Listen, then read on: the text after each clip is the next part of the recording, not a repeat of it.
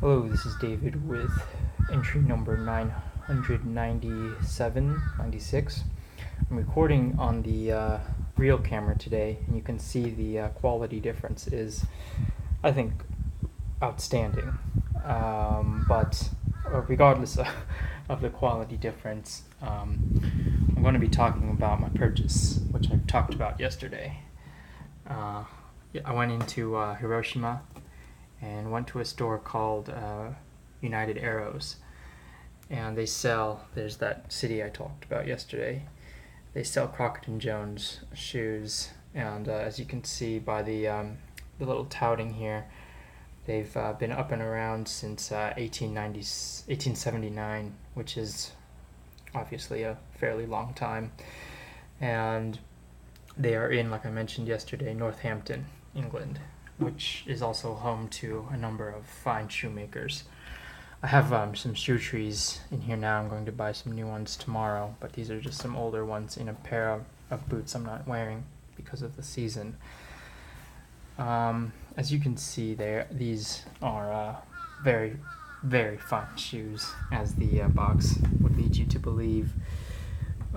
These are mock-toed, which means they have like a stitch along the upper, and they are penny loafers. Penny loafers, if you don't know, are a uniquely American style shoe, but have been adopted obviously by international designers over the last 100 years or so. And they're penny because they have this strap, sometimes a half strap like these, sometimes a full strap that goes all the way down to the sole, but they're all denoted by a penny because they have this gap right here where you could stick a penny in here, thus the name.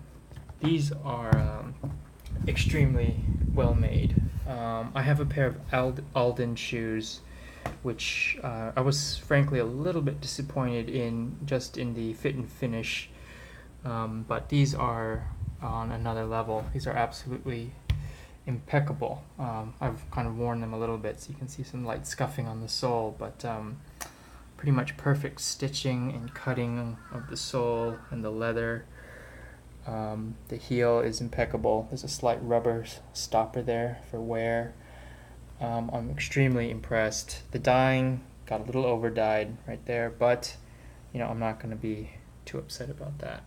Alden in recent years has gotten more and more lax on fit and finish, whereas some of the British and Italian makers have remained at the utmost quality.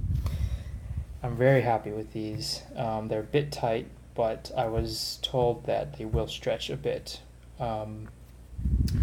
Because you want these kind of non-laced shoes to be a bit tight in the beginning, because you can't cinch them down. So they're essentially going to be as taut as they're going to be once they're on your foot. There's this really nice rear stitching, and these are actually an unlined shoe, which means that as you can kind of see as I kind of push in here, it gives very easily, and it gets all the way up into the toe and the everywhere. Well, I have the shoe tree in now, so you can't really tell, but it's all soft. The only place, and you can kind of see it in this stitching detail here, that they've reinforced is the heel, and that's only there to make sure you don't have as much heel slip as you would if you didn't have any kind of lining. So they're completely unlined except for the heel counter, or the heel area, and I'm just very smitten with these. As you can see, the edging is very well done. It's on a level that is, I think, a little higher than Alden, which is the preeminent American shoemaker. But you can't really tell. I think it's what this is called a Blake welt, which means this part that connects the upper to the sole. which means there's no like raised embellishments or extra protection. It looks to me like a single layer of single stack for the sole, which is good in a penny loafer. In a bigger or chunkier shoe, you probably want a double stacked sole, but this will do for these, because these are pretty much a summer, fall, spring shoe, not really a serious winter shoe, especially if you live anywhere that gets icy, as you would have with the leather sole, obviously. But yeah, I'm very smitten with these. They appear a bit darker right now because I've applied some waterproofing spray to them, but they will age well. They had an older pair in the shop, and I was really kind of geeking out over them. They look really nice. They'll get scuffed, they'll get marked a bit, but with suede, it's really a pretty tough fabric. I know in the U.S., many of us tend to think of suede as a delicate kind of needs to be babied material, but it's actually quite robust. I'm really excited to start wearing these. As I said, they're really comfortable. They don't need any break-in, which is nice. I mean, the sole needs a little bit just to kind of get bent a few times, but the uppers are completely comfortable because they're not lined. You don't have any. You won't really find yourself having any soreness. The upper part of the shoe will give a little bit. I think after the first 10 or so wears, it'll be completely broken in to the point where I'm sure it'll be pretty much a slip-on, slip-off affair. Right now they are a bit tight, as I mentioned, but I completely expect them to loosen up a bit more in the coming weeks as I wear them through.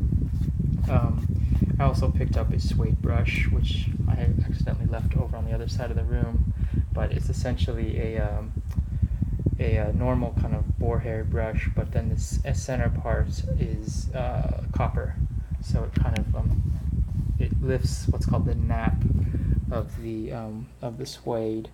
And you can see, I don't know if the camera will focus, but this particular suede isn't very nappy at all, which I actually like. I don't really like it when suede looks chunky, if that's the right word for it, because it kind of reminds me too much of the actual product, or the provenance of the product, which is of course the kind of guts, or the underside of the skin, but of the animal, of the cow. So yeah, I'm very happy with these. Again, these are from Crockett and Jones.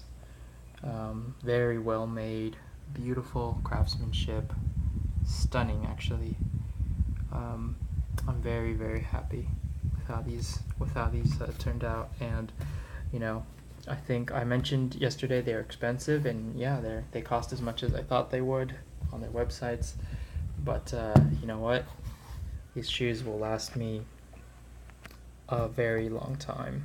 I'll have these for the next 30 years of my life, if not longer. So it's completely worth the cost, in my opinion.